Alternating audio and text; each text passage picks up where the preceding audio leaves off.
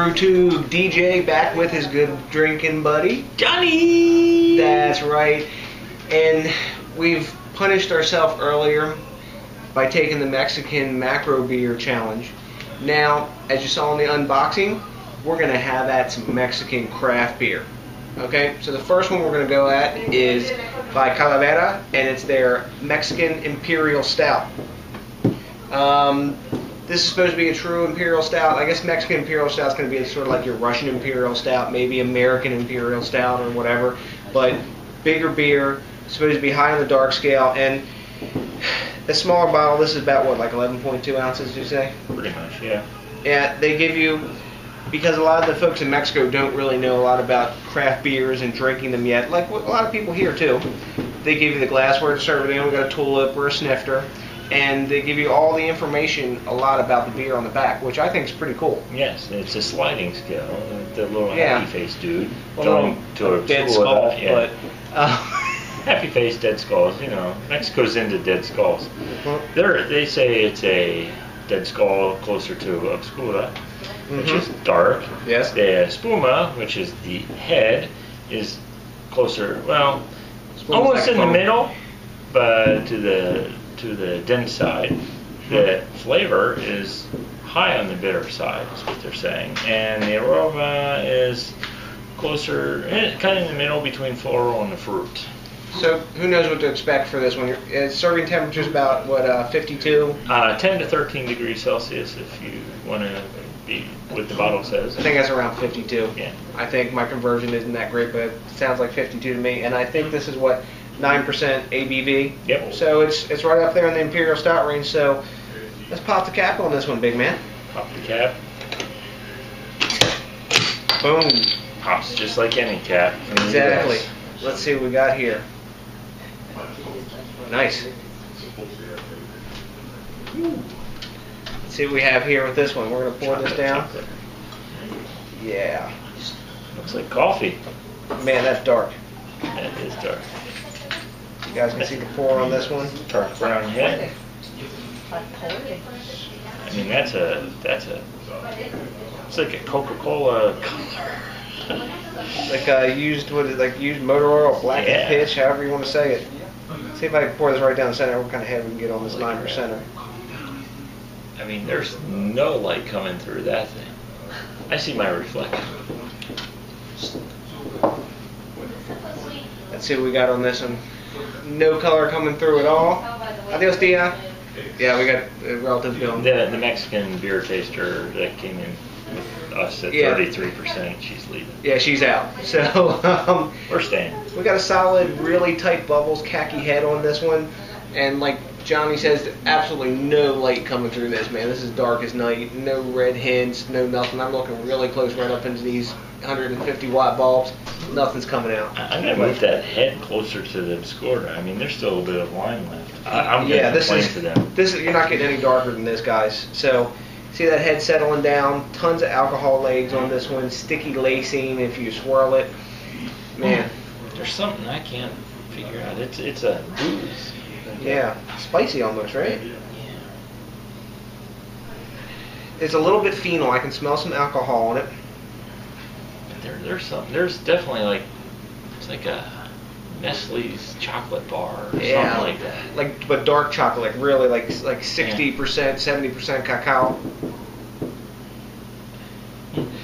I don't know. There's a lot of dark. I got dark fruits and a little bit of sweetness, and I smell like malt bitterness too. Yeah. So I'm wondering how dark this malt is. I mean, this is probably as chocolate malt as you can get. They put in here. Well, in the Spanish, which was interesting to read, they did mention something about in the ingredients, the malta de cebada, the líquido or lúpulo pretecanico, whatever, and chile. Okay, so they have chilies in here, so that's the spiciness. Yeah. And they're putting British hops in here, so British bittering hops maybe, but so that's the spiciness. Let's see what this bad boy tastes like. Maybe that's why it's a Mexican Imperial Stout, because the chili's in there. Salud. Salud.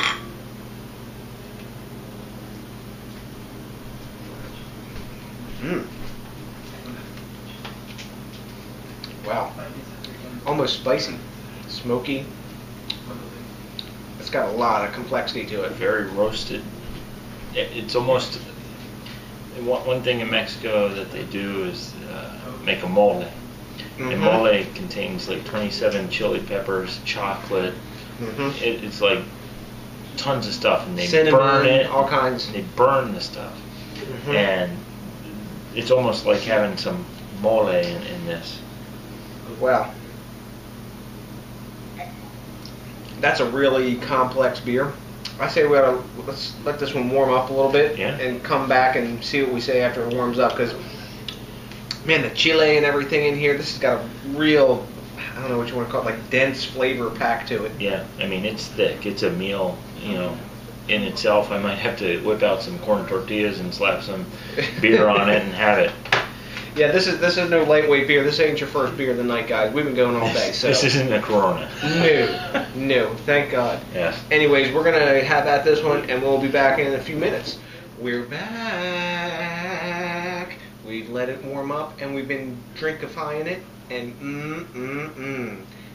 as in the United States we say as what do we say? As American as apple pie, and in Mexico they say as Mexican as mole. And this beer to me tastes like a dark mole. How about you, Johnny? Yes, as I think I said before, mole is made with like chocolate and 27 different kinds of chili peppers and all that. I'm really smelling a nice, as it's warmed up, a nice chipotle pepper, almost an adobe sauce. You can buy those in the can at the store, but you really pick up those hints of chili, especially at the end. You get that flavor of it as well. One footnote here, we're very bad at making movies because our props probably have moved between our takes, so don't ding us for that on our review comments. Yeah, well, whatever. We just ignore it and drink more beer. But I did a little bit of research on this one. There's not a whole lot of information on these beers because just a lot of people have not drank them, and almost every review it was in Spanish, so I had to translate them or whatever, but read them in Spanish basically. And the average on Beer Advocate is about a B+ on this beer, and on Rate Beer it's a B. And the reason they're giving it that B to B+ range is because they're saying the body's a little bit thin, which I agree with. As it's warmed up, it definitely has lost some of its body. Yeah. But what is lost in body is picked up exponentially in flavor as this beer warms up. You still don't taste the alcohol, which is weird because with a lot of stouts the alcohol picks up and is up in your face. But the way this beer hides that is by the chili flavor, because that amplifies as it picks up. And we're in agreement. We're both chili heads besides liking beer a lot. And we both think it's a chipotle chili because it's smokiness. Yeah. And one of the things I noticed from the very first beginning, I picked up more of a milk chocolatey, where DJ has always felt that dark chocolate. As it's gone along, I can see the maturing in the chocolate flavor to a dark chocolate, and a lot more, like I said, the chili, the smoky notes of the beer really intensified. I definitey probably put it at a B+. I mean, it's for Mexico. We're going to give you a break.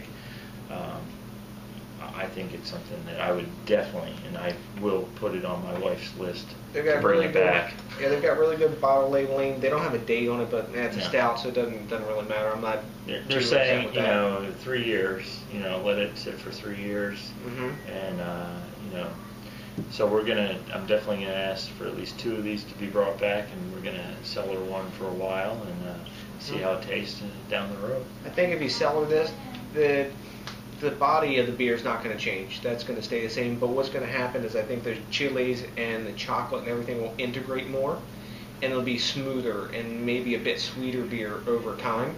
And I think there may have been a date sticker on this because this was all taped up and packed really well, and I think I peeled the date sticker off. So there may have been one on this bottle, so I'm not going to knock it for that. I can't say yes or no.